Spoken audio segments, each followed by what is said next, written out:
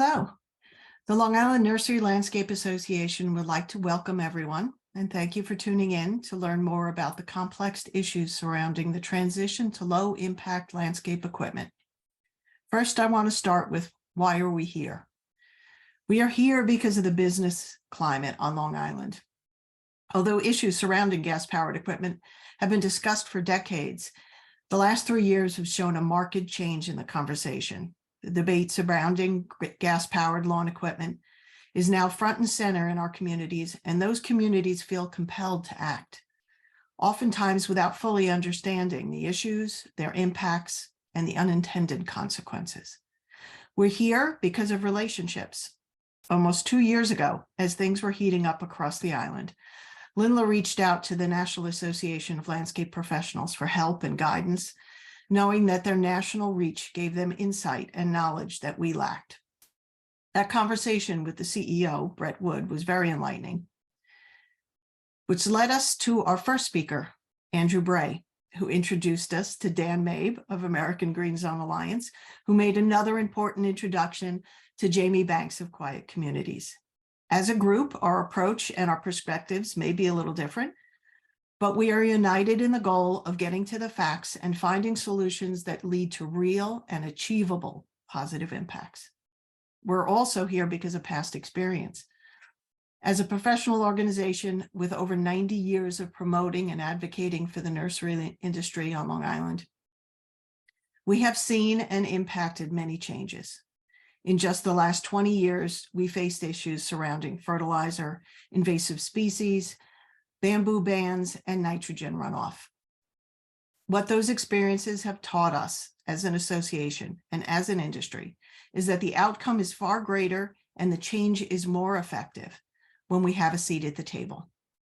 Having a seat at the table means educating, not just ourselves, but other stakeholders and lawmakers. And it also means cooperation, which brings us to today. The speakers we brought together are approaching this issue from broader and deeper experiences than many of us listening. So please keep an open mind and know that this is an important first step in finding achievable and positive impacts.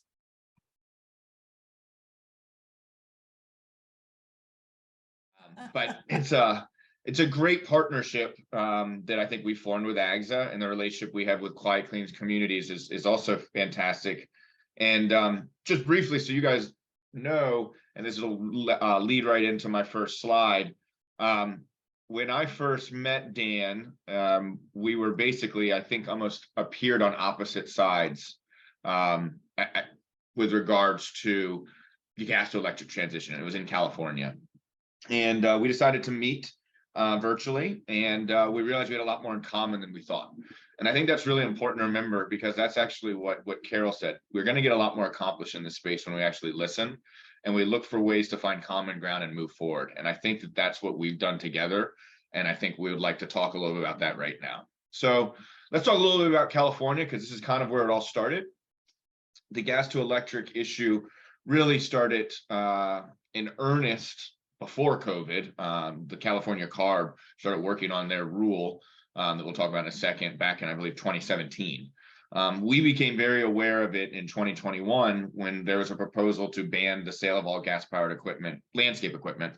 It's technically equipment under 25 cc by 2026. And then it got moved up to 2024, and that's when we became hyper engaged. We were asking for additional time. We were asking for additional timeline specific for commercial users, meaning landscape professionals. We believe that the homeowner is there and the equipment is there for a homeowner. I personally own electric equipment at my home, but I know that there's still some significant challenges for businesses to make that whole scale transition, and also make that whole scale transition by 2024. And we wanted to make sure there was a robust rebate program. I'm sure Dan's going to talk about the CARB Core program, which we fully support. We think there needs to be more funding in that program, to be honest with you, but it's a good start. I think it's important to note, especially with you all in New York, is what California did is rather unique. There's this concept of preemption, and this idea of preemption means that one level of government preempts, meaning it's a higher level, and therefore controls on those sort of issues. And so in the field of emissions, the Clean Air Act technically preempts states from regulating anything based on emissions. except California, because when they wrote the Clean Air Act back in the 1970s, California was already far along on some emission standards for vehicles. And so they gave a carve out for California. But the rationale was, how could we have so many different emission standards for cars in 50 different states? That's the sort of thing where the federal government usually does pass a lot of preempt local control or even state control in this matter. And so when I see bans show up at the local and state level, I think there's a matter of time when there could be litigation brought. NALP is not planning to do that, but I just want to make sure people understand that there is a process to ban this equipment if it's based on emissions. When it's based on nuisance, that changes a little bit. In 2023, we have already seen the following states look towards banning either leaf blowers or all landscape equipment: Colorado, Connecticut, Hawaii, Maryland, New Jersey, New York, Rhode Island, Virginia, Wisconsin. And then the amount of localities, it's numerous. I'm sure Jamie and Dan have a list that is probably even longer than mine. I know even Dallas is contemplating a full-blown ban. What I can tell you is that this list looked very similar last year, and no state actually passed a full-blown statewide ban. And in a sign of what I think is success, and this is why I'll talk about our partnership with AGZA, is Maryland last year was going to propose a full-blown leaf blower ban. And what actually happened was we held a workshop in conjunction with AGZA, very similar to what happened in New York yesterday. We held it in Maryland and Montgomery County in September of this year. And that legislator that proposed the ban sent her chief of staff. The chief of staff saw the equipment, listened to Dan and I talked with other landscape professionals, and they just reintroduced the bill this year. And guess what? The bill actually only bans the use of gas-powered leaf blowers by state employees on state property. And we think that that is a very prudent first step to making the transition, understanding that that transition is going to come. But why don't you start smaller and work your way up to when you're impacting the entire landscape industry? And so our partnership with AGZA has helped with this. And it's really based on the principles of, let's avoid arbitrary timelines. Let's make sure there's adequate funding, and let's make sure there's an opportunity to educate the landscape industry. And from what I can tell, there's nobody better from an education standpoint than Dan Mabe and what AGZA is doing.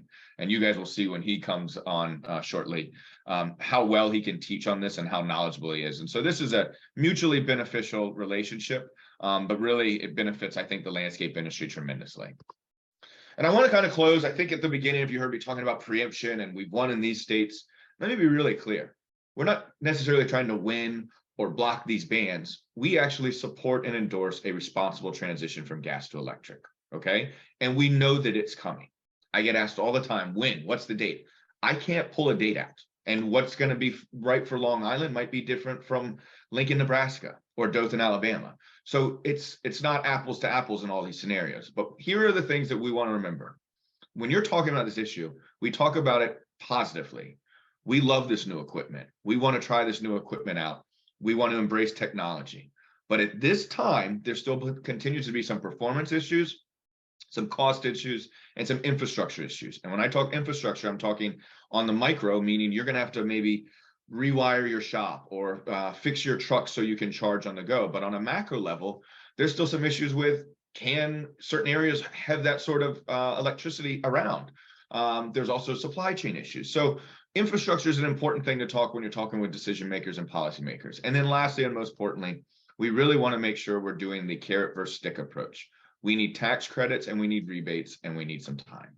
And so with that, I want to be able to turn it back over to Carol to introduce. I believe Jamie is going next, and I know I'll hang around to answer questions, but I just hope everybody sees the positive side of this and don't look at this as a negative, and let's embrace the change, but let's make sure we're avoiding these arbitrary bans that don't make sense and don't work for our industry. So with that, I want to just say thank you, Carol, and I look forward to hearing Jamie and Jamie talk. Thank you, Andrew.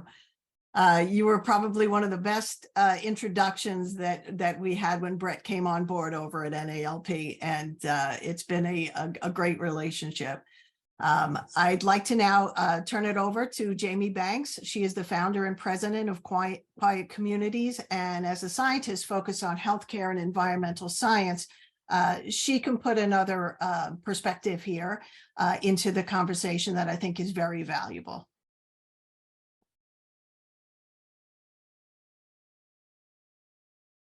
You're on mute, Jamie. Okay. Well, thank you, Carol. And thank you, Andrew. I think, Andrew, your presentation is actually a good lead-in to what I'm going to say. And basically, what I'm going to do is give a framework, and then that Dan can pick up on and really go into the guts of what we're talking about tonight. So let me share my screen.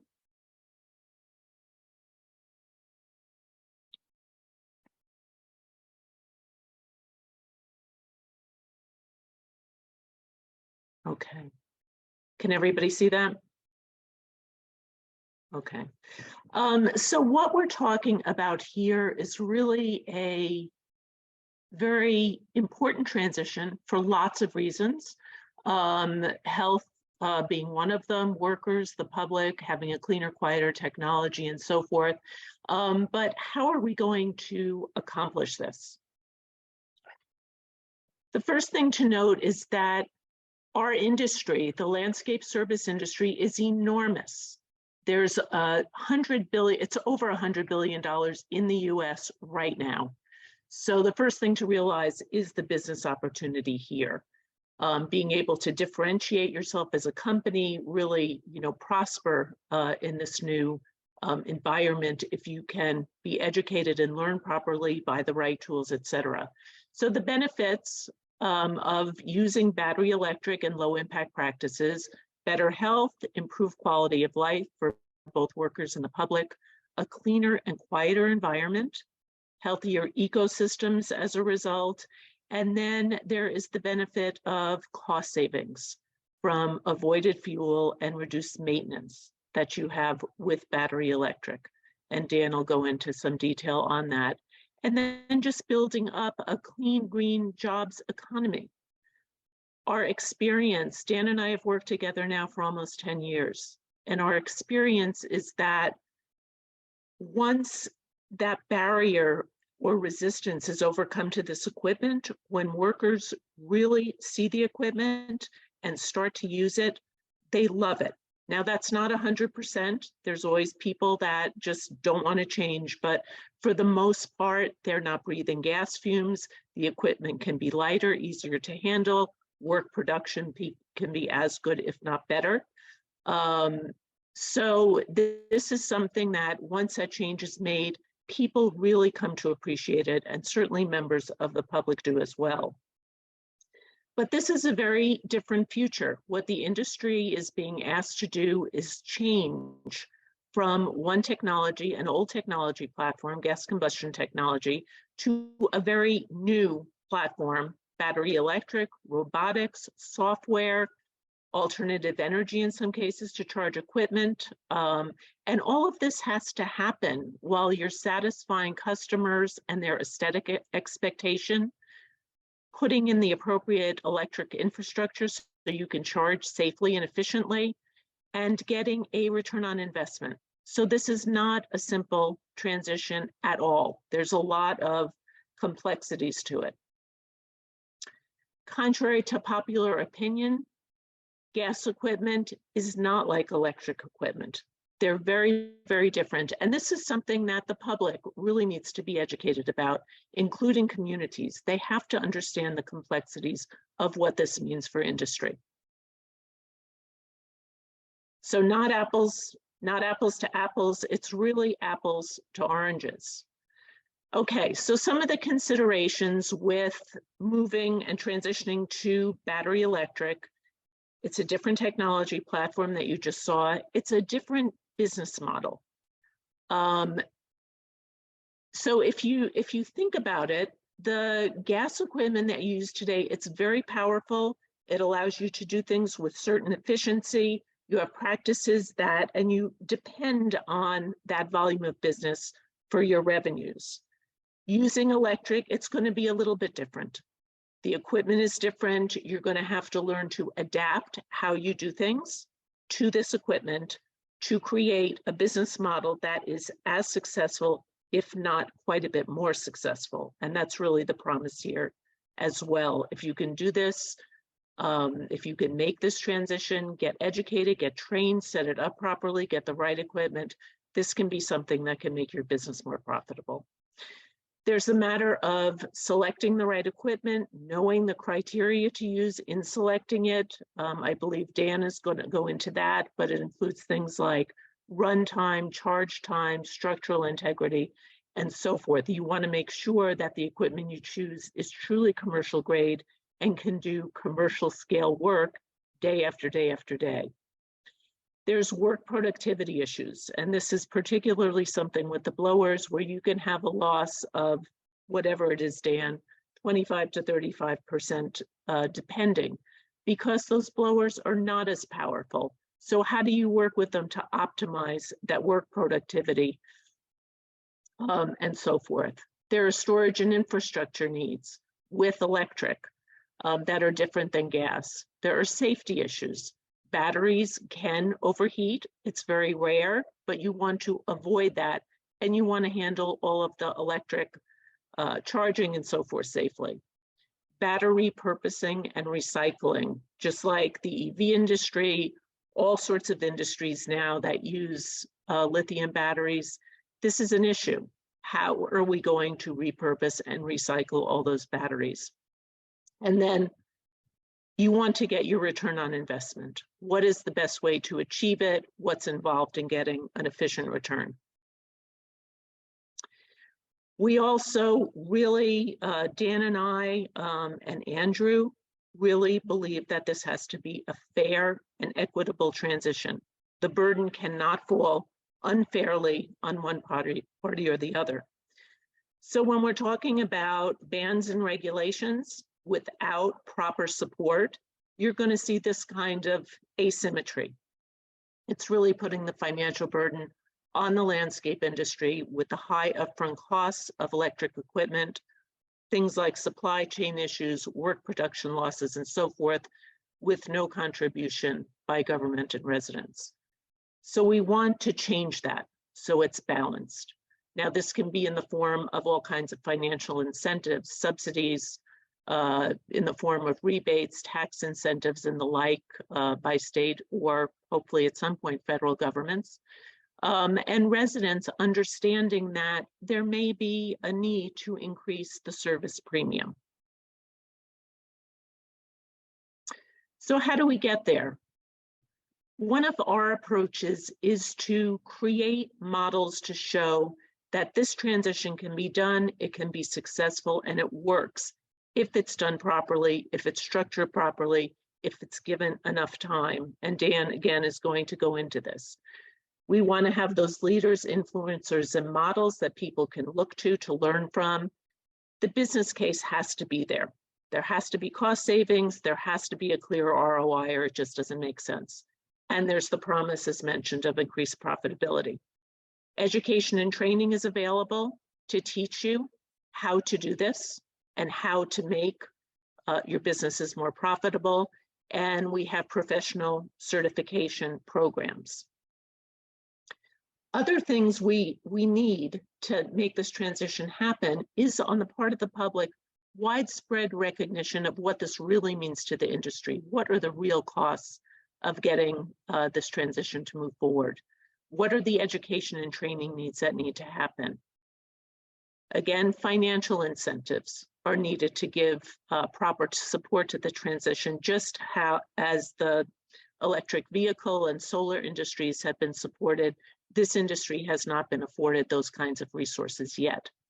We want public-private partnerships to help and move this transition. And then we want increased market demand on the part of customers who are informed. They not only want it, but they're informed of what this means about aesthetic expectations, premiums, and so forth.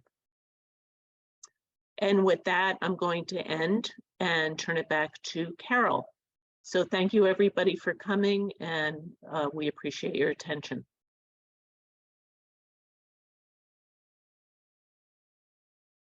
Thank you, Jamie. Really appreciate that very condensed model of something that's very, very detailed. But we only have a certain amount of time, and I appreciate you covering all of the salient points there.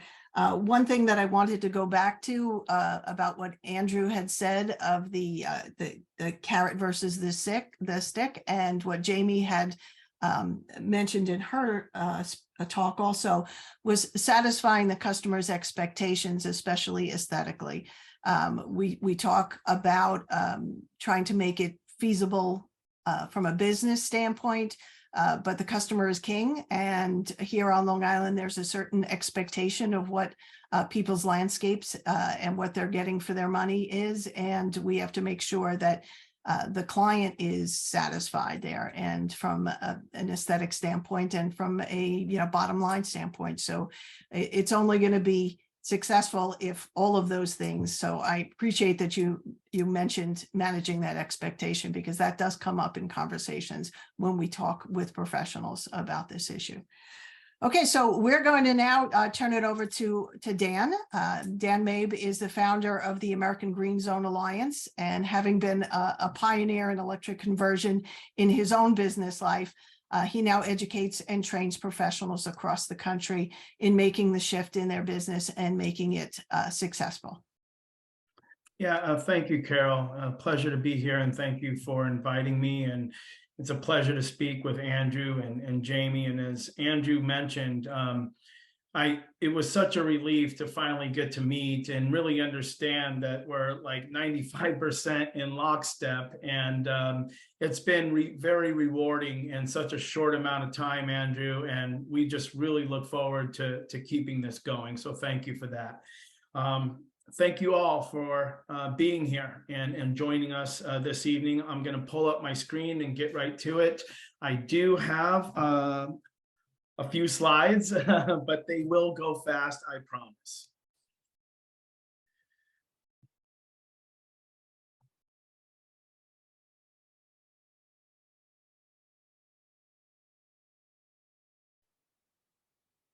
Okay, Carol, are we up? Okay, all right, we already know who I am. The American Green Zone Alliance, AGZA. We are a leader in low impact grounds maintenance strategies. Our mission is to prudently transition or help transition the grounds maintenance industry to quieter, more low impact practices, sustainable where there's a business model. Of course, I want to stress prudently. Applications, commercial crews who service municipalities, schools, and high volume residential properties. We came up with a few different ways to do this, and keep in mind, my background is from this industry by circumstance. I worked in this industry as a very young kid with the man of the house, had my own gas business, worked actually at a cemetery institutionally, and then I started an all-electric business back in the mid-2000s. But as this developed, AGZA realized through the lens of former gas operators, I'm not even going to say former gas operators, because we still used gas when it was necessary, but tried to go electric as much as possible. And took that to a very high limit, sometimes 100% electric. It just depended on that situation. But we felt we came up with a few things to help this transition through the lens and practical through people in the industry. Number one is AGZA Green Zone certification. That is property transition. It is a phased approach that helps transition responsibly lands to lower impact strategies and operations. We have 4 different levels. We'll give some examples. Next is AGZA Service Pro certificate and or certification classes and workshops. And this is working with the workforce of this industry. A lot of people say, oh, you know what, it's just buying a tool, pressing a button and plugging into the charger. We feel that it's a lot more than that.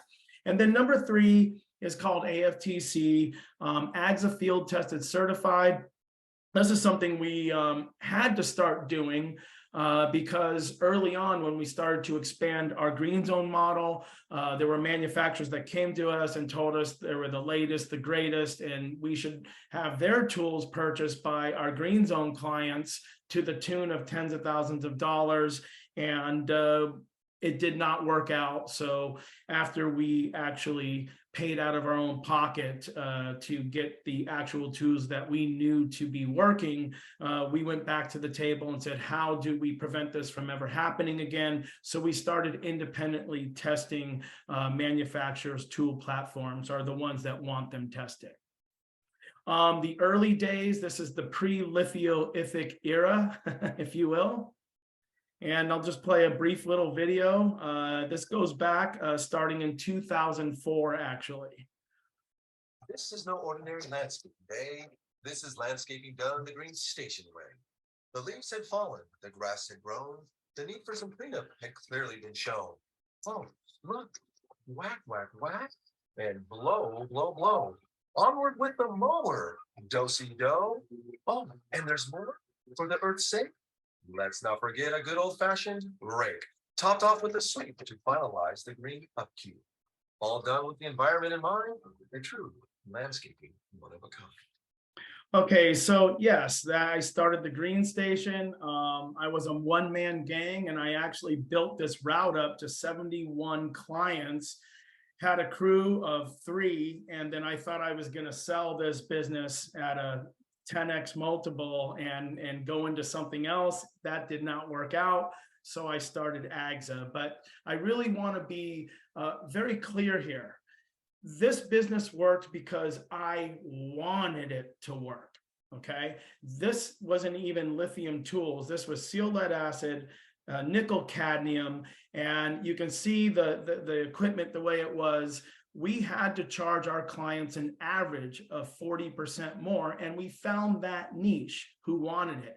But again, for the time that it took to do the job, not using gas tools, which was a lot more, somebody had to pay. And in this case, it was the clients, and we found that niche. Okay, so it was to the point where we were like, you know, we really can't keep buying seal lead acid batteries, nickel cadmium batteries. We needed something different. Luckily, I had friends that were in the aerospace industry, and we cobbled together, I think, the first backpack batteries that were ever on the market in the United States. When A123 Systems perfected their lithium iron phosphate chemistry in these modules, we were able to make these backpack batteries and interface them with the tools that were on the market then. And it really enhanced the performance, and it gave us incredible run times, and it really did help stabilize the business model a lot more. Okay, so we know about the impacts. We hear about it all the time. We're just getting beat with it. But I just really want everyone to know, let's make no mistake about this. This is about noise. Okay, people are really, really frustrated with the noise. And we can go into all the other things. In California, we do have unique air quality challenges. There's no doubt about it. But those unique air quality challenges in California don't necessarily, like Andrew said, translate to Nebraska or New Jersey or New York. So it's not a cut and paste situation, if you will. So we really try to encourage legislators and groups around the country to please understand that every situation is unique. But focusing on noise, this is us at our house, at work, and during the pandemic. It was really brought to light because there was learning at home, there was working at home. When the gas crews come, this is kind of the visual of what that noise profile could look like. If it's electric, it's more like this. The reason is electric tools are more high frequency, gas tools are more low frequency. Low frequency travels longer distances and penetrates barriers more than electric. But I can tell you right now, we test a lot of electric tools, and there are some electric models that are not much better, if at all. So you even have to discern between the electric models.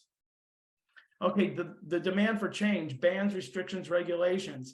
Andrew knew after we really started to speak that we are neutral on bans and regulations, and we definitely prefer carrots rather than sticks, always have and always will. This is a very well organized movement, and you have to understand that it's not going away. And you have the likes of some very impressive people out there in Quiet Clean, DC, District of Columbia. You have James Fallows. He's a former speechwriter for Jimmy Carter. There's a lot of other groups that have splintered off from this group. We are not demonizing them, and we hope that they're not demonizing industry.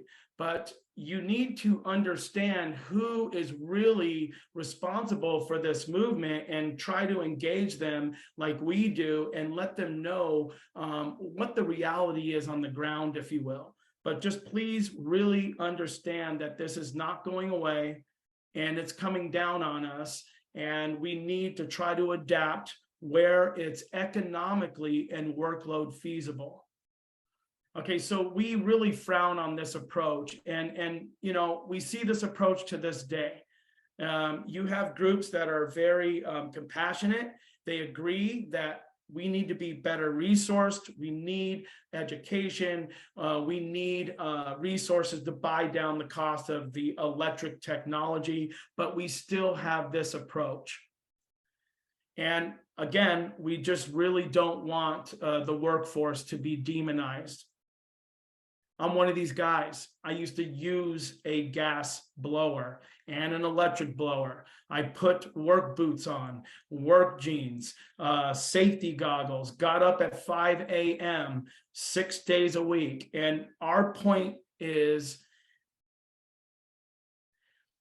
if these folks could understand the true day of these folks, I think we can come together and there would be a little more symmetry in this entire movement. Okay, so District of Columbia, we just, you know, we think that this is not the approach. This is one of the most indifferent bans that you have in the United States. You can go right online, you can take a picture of somebody, you can anonymously tattletale on somebody and get them a $500 fine. We just feel that this is not the way to go, but other people, they have the right in their opinion to go in the direction that they want to. When we talk about resources, this is the resource that was afforded to the folks in the District of Columbia. If you look at the electric leaf blower rebate right there, that's $75 off.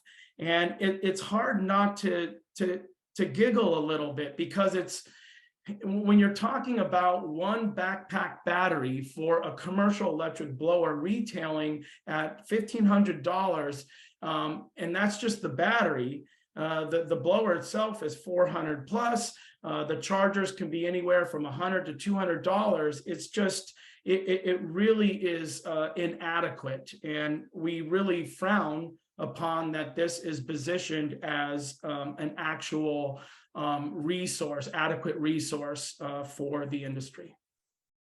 Incentives, solar and EVs have had a lot of carrots to the tune of billions of dollars.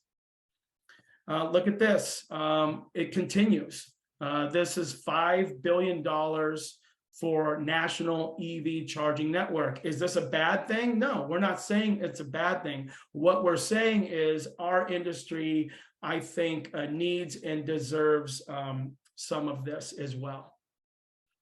I'm in New York right now, and it just so happens that Senator Kruger came out with Senate Bill S7453A. We liked it. It didn't have any language about bans or restrictions. It was more of one of those carrot bills that I think we all were like, wow, this is great. And unfortunately, it was vetoed by the governor. And she gave her reasons, but this would have established the electric landscaping equipment rebate program.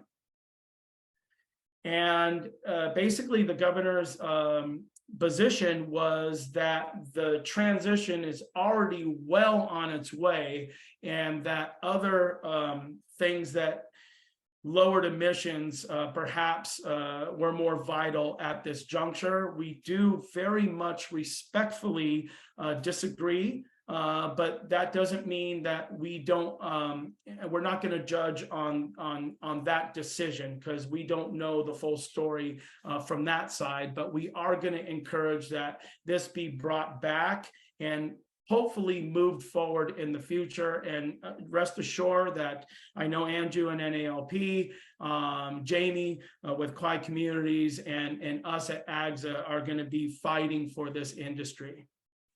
How could we align interests fairly and equitably? Well, it was really an amazing day to see this actually go out in the news. And yes, we do want to collaborate, and we're going to continue on responsible transition for zero emission technologies, again, where it's economically and workload feasible for our industry. Okay, so some of the things that AGZA does that I've done, you know, there AB 1346, the legislation that Andrew mentioned, we worked, and Jamie did too, for a year with assembly members who came up with this bill. And, you know, we weren't going to be able to really stop it, but they did come to us for examples, technical expertise, and I testified in front of the Senate committee, and we were very clear that we were neutral, and we were very clear with the big transitions we had accomplished that there was a process to it. And a lot of that process was helping to buy down the cost of the more expensive electric equipment. There was training, there was setting up the charging infrastructure, there was resources for recycling the batteries, and there was a lot of safety training. And we emphasized that that's what we needed. They asked how much. I gave a much bigger number than we got, but Andrew, we're going to keep going. So on that, they ended up giving $30 million and came up with the core program. This program allows smaller micro businesses and smaller businesses to participate. They do not have to trade in a gas piece of equipment, and they can go into a participating core dealer and purchase commercial professional electric equipment for 70% off of retail. The money is burning fast. It came out in November of last year, 2022, and I think half of it is already spoken for. Okay, it's not just about tools. Education and training are essential. This is a Briggs & Stratton engine. This is what I had on my lawnmowers. This is what I had on my go-karts and my mini bikes. Compared to electric, it's a great technology. But compared to electric, it is more inefficient in the way it produces torque. It requires more maintenance, and it can be more expensive over time. Go to the battery equipment, okay? It's a battery with a BMS, battery management system. It has a circuit board, okay? They are programmed to tell this motor what to do, run the turbines on the fans, the blades, the weed whips, okay? It is more efficient, it is more simple, and it can be more profitable, but it can also be disastrously unprofitable. And I'm going to get into that in a second. Okay, solutions. Here's some examples of green zones. We have 4 different levels. We're very prudent. This industry needs a prudent, structured program, and this is why we came up with it. Level 1, phase out all 2-stroke operations for routine maintenance. I just went to a little village that we're working with here in Westchester County. They're going to do level 1, but in the fall, they're going to be able to use gas blowers. In fact, in the Northeast, in the Midwest, in the Southeast, and anywhere else that fall conditions are so heavy where electric is not an economically and workload feasible option, we are not going to demand that it be used. And there's these different levels, you strive to achieve them, but level 1 we feel is very attainable.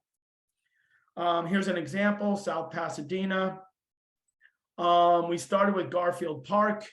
It was a data-driven project. We really went in there, converted this park, and we did understand where we lost work production rate on the mowers. And every single tool, we acknowledged that. We did cost benefit analysis and ROI trajectories. It was very tough working with the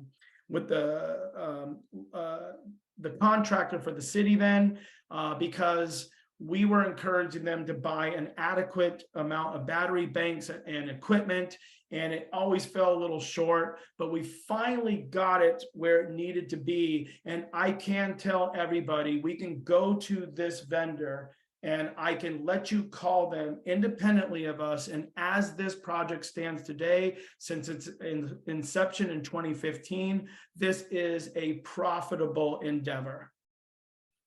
South Pasadena, they definitely didn't want it to be just a photo op. Once we got this into place, anybody that's doing business with them in the future, they do need to go through our certification or equivalent and meet the AGZA Green Zone standard. But again, this standard is from people in the gas industry for people from the gas and in the gas industry. This is attainable. You know, they have made this an outreach campaign since 2015. They finally, since 2015, they set the example themselves. They didn't say, do as I say, not as I do.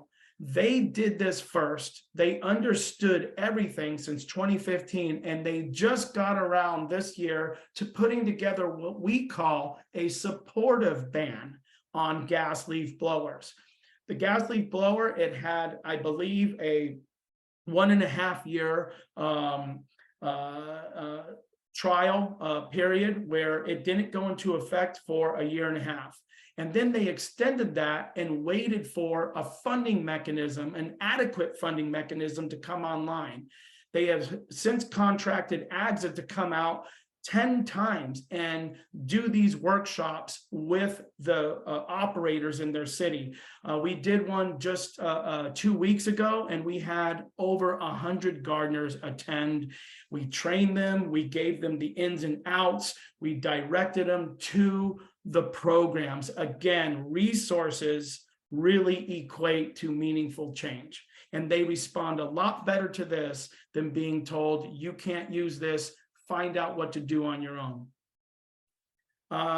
Property certification celebrations. Yes, these are nice glam pics, but believe me, there was a lot of work done behind these green zone projects to get us to where we can go and take these pictures.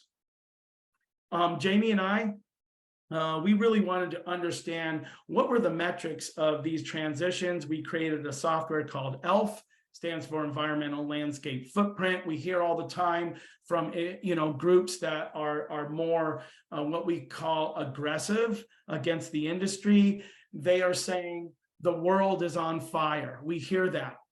And climate change. We are not going to get into that.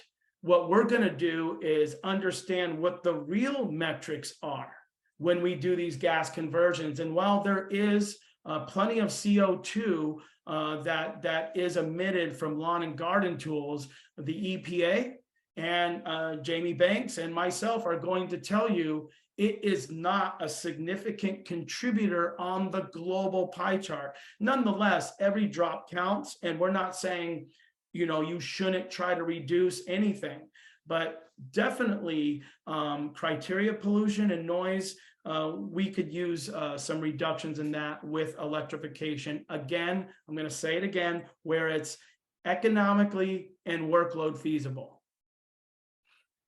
We do these little equivalents with our big projects, We take those numbers and we say, all right, here's how many trees it equates to you planting, and here's how many cars that you can equate to being taken off the road. Technology. I know NALP, all of us are looking at this. Now, we're not saying robotics is for you, but I'm just going to play a little video and I'm going to show you a situation where it is working, and it has been working for this company and this situation for 4 years. Okay, Dan Mabe, American Green Zone Alliance here at the HOA AGZA certified green zone through the Langton Group. Look at that little guy right there. Did that little patch. Now he's going to the next patch. It can actually cross hardscape and go and mow this other section. You don't hear it. No emissions. It's just amazing. Until next time. It's a different approach. It's not clean lines. It's a little grazer. It microcuts every day. And it just takes that little edge off. And it's a completely different approach. But this HOA likes it. They can accept this aesthetic, and it works for this situation. It's all situational. You have bigger mowers that are actually picking balls up, taking them to a ramp and dumping them into the buckets like a turtle laying eggs. And then the other one mows the grass. And we have two testing beta projects separate of these manufacturers through our testing process, where they cannot manipulate anything. And I want to tell you, we are going to give you the data and the outcomes, and you're going to understand if they actually work and if they're economically feasible and can be an option that's going to help your business model. And then if that's the case, then we all get the quiet, we all get the reduced emissions and the added health benefits. We're out there every day. We're honest with the industry. We're not going to gloss it. We're going to test some of the best electric mowers on the market against some of the best gas ones on the market. And we have found that with blowers especially, you're not going to get what you get with an Echo PB770, not even close, okay? And I say at least 35% when used on wet, damp surfaces in the Northeast, but we have experienced close to 50% work production loss. In the worst case scenarios, the average is 35% in these conditions with some of the newer, better blowers. Even in dry hardscape, it's not going to do it as fast. But what we have found is when the operators using gas leaf blowers on dry hardscape are not throttling them full power anyway. So I'm going to tell you this unequivocally, for outside of maybe a week or two of spring cleanup, in the spring and all summer up to October or Halloween in most places, until you get that heavy leaf fall, these electric blowers are going to do the job for you, and they are going to save you money in those type of workload settings. We test these things. This is some testing we did in Bedford, New York.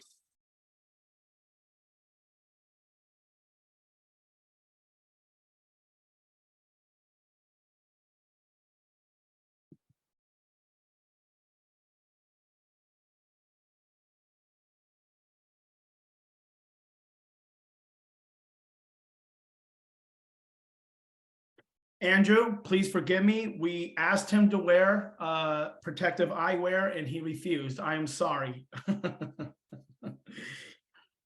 Okay, so that we see what that load is right there. You would need 3 of those backpack batteries to do that one property based on the size and the volume of leaves. Okay, that's just you are better off leaving those leaves, to tell you the truth. But when you consider that those backpack batteries are $1,500 to $1,700 a piece, then you start to really understand the true cost of conversion in that workload setting. But for this workload setting, it's different.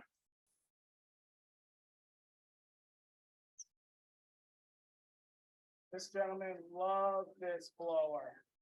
He was using gas and then another company's electric leaf blower, which they were not happy with.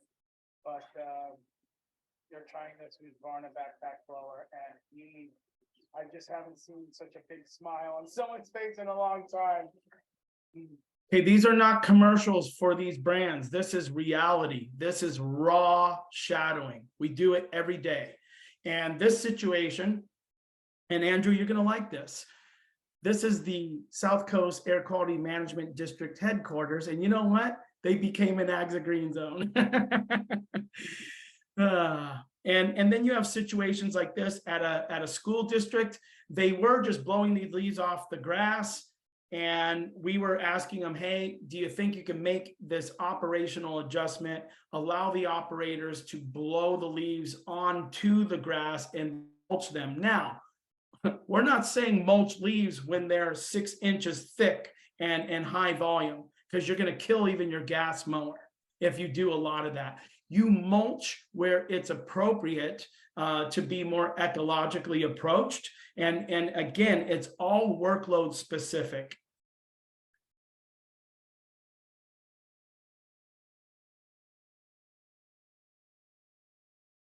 Now, this is their first day using electric and not the gas. So just keep in mind, he's just getting started and acclimated.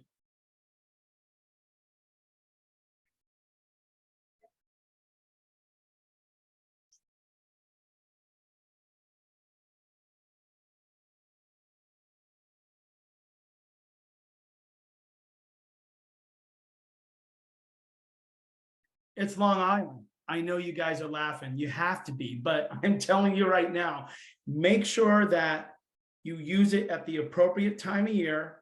You can discern from this and others, peer-to-peer engagement. Get in touch with us. We're going to be honest with you. They are making this work. This is Southern California, though. People say use rakes. Just use a rake. Okay. If you want rakes to be used, get ready to pay 50% more on your bill. Someone's going to pay. So let's finish off the leaf blower thing. In the summer months, in the spring, if you were to invest in a blower system with 2 backpack blowers, you're going to make your money back in 2 to 3 seasons if you're using them for those months. Here is where, if you're being forced to use an electric blower all year round, this is what it could potentially cost you depending on where you're at and what your workload is. Up to $8,000 to replace 1 gas leaf blower. Okay, now we came here for solutions, and we're definitely going to point out where electric is prudent, but here is where it is not. When you see those workloads in the fall, you can, again, I'm going to stress 2 to 3 of those backpack batteries, 1 blower, 3 chargers. You're looking at a bill from $6,000 to $8,000. So just beware that you do the math before you go into this. And then again, this is why we're saying we need resources. If you're bringing that cost down by 70%, then we can help it make sense. And again, just stressing, all of the brands have comparable price tags on their larger backpack batteries. Safe and responsible charging, how to maximize tool, battery, and charger life cycles. Don't do this, please. If you never see us again, don't use homeowner-rated extension cords plugged in to power strips. Andrew, I know you have a love for this industry. You want to keep everybody safe first and foremost. This is what happens. It just does. We need the adequate information. About $10,000 worth of tools, and not even 2 years old, they will never, ever be able to utilize the warranty that is in place. And that's no reflection on Steel. Steel makes some great tools. This is just basically gross neglect on management and operation, and just not informed because they were rushed. They were rushed, and this is what the result was. Damaged extension cords hooked up to a charger that's pulling 35 amps. It's a big no-no. Here, we strip all logos of brands, but this is a result of neglect and abuse. And the circuitry just said, hey, you know what? We're not taking this anymore. We're going to burn a hole through the casing. We were very lucky that it didn't get to the cells themselves. This is ideal right here. There's a new box put in. You have that, what they call a power distribution manager, that green box. It's made by a company called TOA. I think they're the only ones that have it on the market right now. It's a turnkey charging solution that you plug into one circuit, and it has 8 plugs in the back of it, and it manages all the loads. It will never allow you to go over 16 amps. So it keeps you very, very safe. Okay, proper handling. How do you get your money back on electric? I said that electric can be great on that, but I said it can be disastrous. It's preventative maintenance, mounting your tools, securing your more expensive tools. This is a high volume gardening crew that I've been associated with for a decade. They're going on their 4th season with these tools right here. I didn't think they would get through year 1. Now, all their gas stuff is in the bed, but they are mounting their electric tools. These blowers right here going on year 8, you see that they're mounted. Everything is well organized. Please, if you go to electric, organize yourself prior to even buying electric. These tools right here, year 7, literally, they have been year 3.5, they were in the complete clear. Now they're in the gravy period. They have increased their margin on electric on these tools. Just a couple videos. There's year 1, year 2. This is a huge project for a global logistics company. They brought in the AGZA Green Zone standard, and here's year 1. Okay, Dan Mabe here in Lemon, Illinois. Here with Tony and 4 Seasons. He is using the Steel FSA 130R string trimmer. And as you can see, the work production rate is very similar to a 2-stroke line trimmer. And as you can hear, not nearly as loud. Okay, so he's about 5'11". He's walking full strides. All right. This is the same tool a year later. We track tools for years. We not demos, not little show and tells. We're going to track the batteries. We're going to track the tools, and we may play this for you again next year. And we're going to keep playing them again until these tools fail.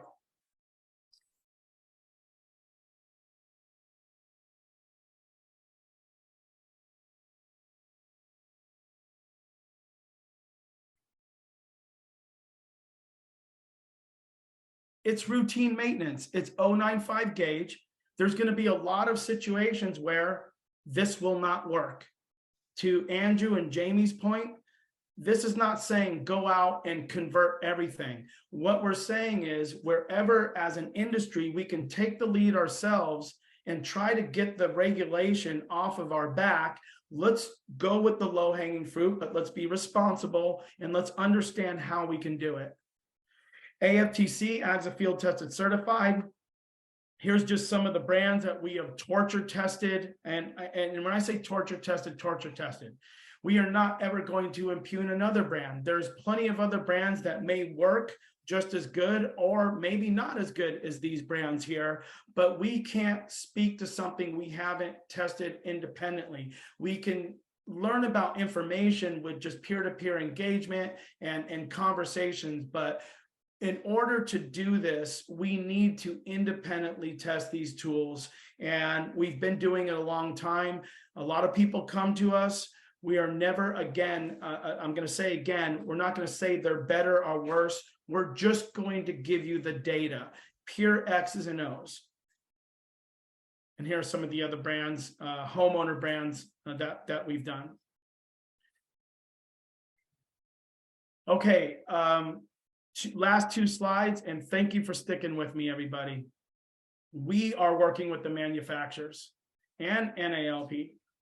Everybody, we want to make sure that solving one issue, lowering noise, is not going to create an environmental disaster. There's issues. There's issues with mining. There's so many issues, but we are ensuring, at least in our projects and where we're engaged, those batteries are making it back to the retailers.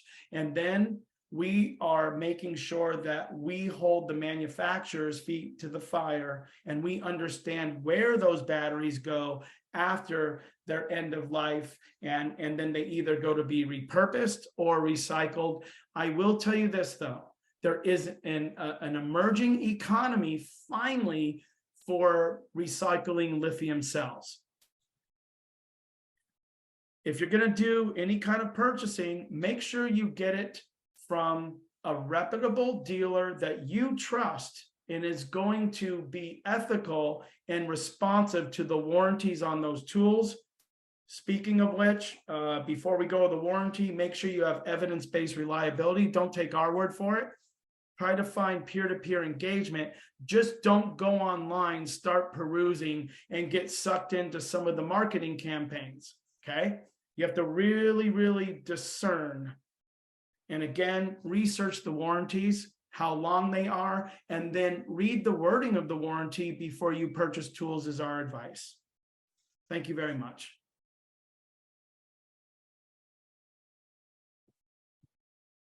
Thank you, Dan. It's been very enlightening. I know you have plenty of other slides. I appreciate you kind of culling them out and making it brief so that we can get the maximum amount of information in the minimum amount of time. The Q&A is open, excuse me, and we do have a couple of questions. I'm going to start with from Steve Mazelis, who's our current president of LINLA. He asks, what will the drastic increase in cost on battery equipment due to our insurance rates? $8,000 blower will drive theft up. Have you heard this concern before, and how is it being addressed? Absolutely, we've heard the concern. And again, the $8,000 blower is not suggested, but hopefully they're not going to be forced to spend $8,000 and use electric leaf blowers in fall conditions where it's just unattainable. So that we have not seen to be the norm yet. But so far, the rates haven't been raised excessively high that we know about yet. Okay. Yeah, I would echo that, Dan. I haven't heard too much from a rate perspective, but I'm happy to talk with anybody specifically offline about that specific issue. But we can only go with what we hear from you all as our members. So if it's something that people out there are noticing, I would love to learn more about it so we can try to address it. Yep. Very good. I think you probably have answered this during the course of your presentation, but early on, Paul had mentioned how are you addressing the aesthetic expectation? More specifically, I hear a lot about electric blowers not being strong enough, but both gas and electric blowers are very harmful to our already weak ecosystems. Should we be cautious in waiting for blowers to be as strong as gas? At least for the blowers, it should definitely be more about harm done to our ecosystem than simply about noise. Well, you know, we recommend if you're going to go electric, blow hardscape only. Leave the ecosystem, you know, don't blow out all the nutrients in the topsoil and the beds. Unless you have a really picky customer, you may have to use a gas or electric blower to blow the grass perfect after it's cut. We hear you. Definitely, we would like to see people take more ecologically approached operations. But you know, I think if both blowers are used responsibly, let's just take the power mechanism that drives the air for a second. I believe that blowers can be used responsibly, you know, to maximize the ecology, and we've seen it done. And that's going to be by blowing mostly hardscape and making sure the nutrients stay on the vegetation. Are there any other questions for any of our panelists?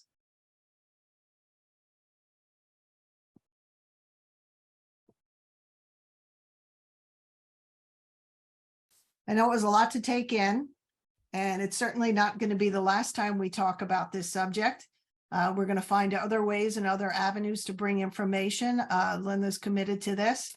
I just wanted to give another chance. If anybody wants to pose any questions, we're going to wrap it up because we are past our 7:10 closing time. Thank you, everybody, for attending the webinar. Thank you very much for our panelists and our guests for putting the time and the effort to bring the information to the table, and for being open to being questioned, for being open to being grilled at some points. But we want to invite you to the follow-up meetings that we're going to be having. And for future events on this topic, we have things that are scheduled. We will be hosting, Linda will be hosting a sustainable land care event and certification course in September, right here on Long Island.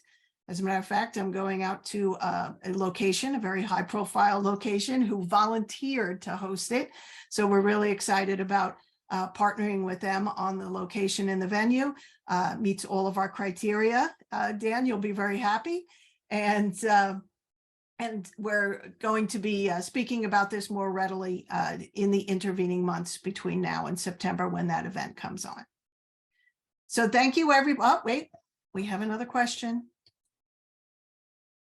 No, we have, yes, Scott Ferrone, who is a equipment dealer manufacturer rep, says this presentation available to us? If I have no objections from any of our panelists about sharing the presentations, we have recorded it and we will post it either in its completion or in chunks. And Raju is asking, are costs on batteries going down fast enough to change the economics in a couple of years? You know, well, I'm sorry, Andrew, did you want to go first on that? Nope. Okay. You got we it. hear from a lot of the groups that we mentioned, it's glossed over. Oh, the cost of lithium has gone down. And we write them emails after these articles are published saying, wait, why are you, this is erroneous. The cost of lithium in some cases seems to have gone up. So I just think it's an unknown. It's a variable that we don't know, because we had COVID, we have these supply chain issues. You see what's going on with natural gas. You have conflicts around the globe. Don't ever think that any kind of conflict across the world and tensions can't raise prices, especially on lithium batteries. Again, these are unknown, Carol. So we're just going to say we don't know. Okay. We have a woman, Gloria, who's asking about homeowner needs, and she says, how can individual homeowners or neighbors help the transition? So how can they help professionals transition? And thank you, Gloria. I really appreciate that question.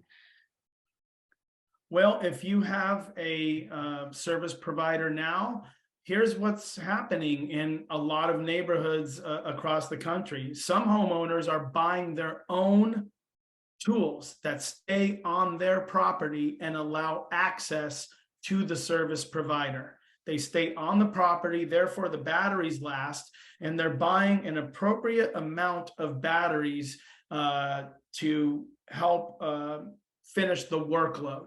Now, if you're objecting to them using a blower on the property, some are just buying a blower.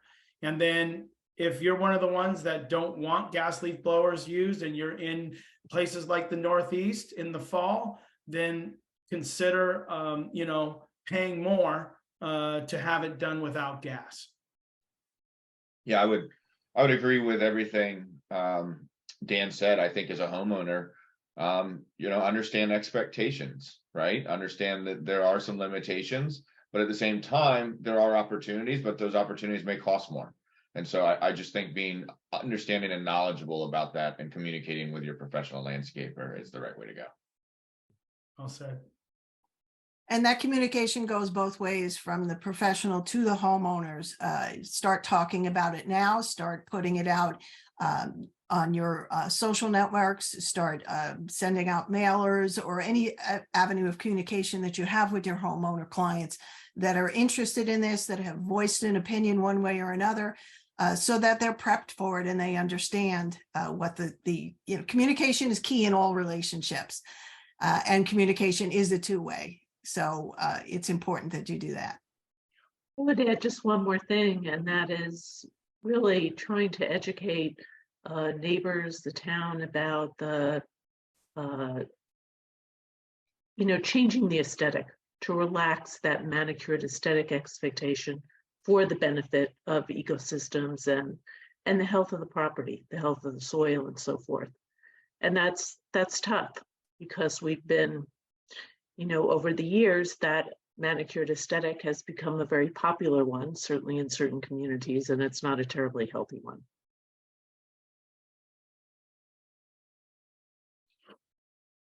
Ani is asking, have you tested any of the electric commercial mower with mulch mowing? Yes, plenty. And again, mulch mowing, there's just limitations to mulching in general with gas or electric. When the volume is just ridiculous, you're going to have to, get tarps in there, or, put kind of like a, little pusher on the front of the mower and get some of the volume off of the turf before you can mulch it down, because it, at some point it's futile. We're going to have to say that they work decent, but they are not capable of changing to mulching blades. And the ones that do, what we have found is that they lose runtime by up to 50% sometimes under that workload condition. Very interesting. Because there are municipalities that are asking and mandating that, clippings be left in place, and municipalities that are refusing to pick up in garbage pickups clippings. And it is increasingly expensive for the professionals to dump them in compost centers. They get charged by the pound, and so the clippings are costing them money. So we've got these conflicting objectives where we're being told that mulching is good, and it is, and then we have the cost effectiveness of doing that. Yeah, I mean, just to add on to that, they can mulch, but again, when it reaches that point where it's even tough to rely on a gas mower to handle that workload, I'm just going to have to say, you don't want to invest in a large electric mower platform that can be up to $42,000 for a 60-inch to use as a mulcher. If essentially, but they do cut grass amazing. I'd say that they're pretty comparable with their gas counterparts, but there are some limitations, and the heavier workloads, especially in damp conditions and mulching a lot of volume, the run times could really suffer greatly. Very good. I think that, oh, wait, we got another one coming in.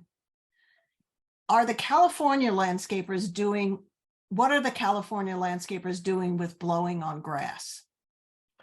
Yeah, they blow grass all the time. There's plenty of Californians that want their homes looking exactly the way they want them. They just have that aesthetic expectation. When I was in the business, I would literally get calls, and a couple hours after I was done, and there was leaves on the grass, and I said, well, the wind is blowing, but I would have to, we started taking pictures and then sending them to the client immediately after we were done. But absolutely, they are blowing on grass. But we do see a trend. There's a little niche trend right now where they're able to be allowed to blow the stuff on the grass and let it mulch. And as long as it's not too piled up, it seems like people are starting to accept it. Very good. Okay, so thank you again to the panelists. Thank you everybody who stuck around, and almost everybody did stick around, which is good because that means that they're engaged and they're interested right to the end. And this isn't going to be the last time that we talk about this. There'll be plenty of other opportunities that we're going to approach the issue. And so look for information about that. And again, thank you very much for tuning in, everyone. Thank you. Nice. Thank you. Linda would like to thank our partners in this presentation, the National Association of Landscape Professionals, Quiet Communities, and AGZA, the American Green Zone Alliance, for their knowledge and their guidance.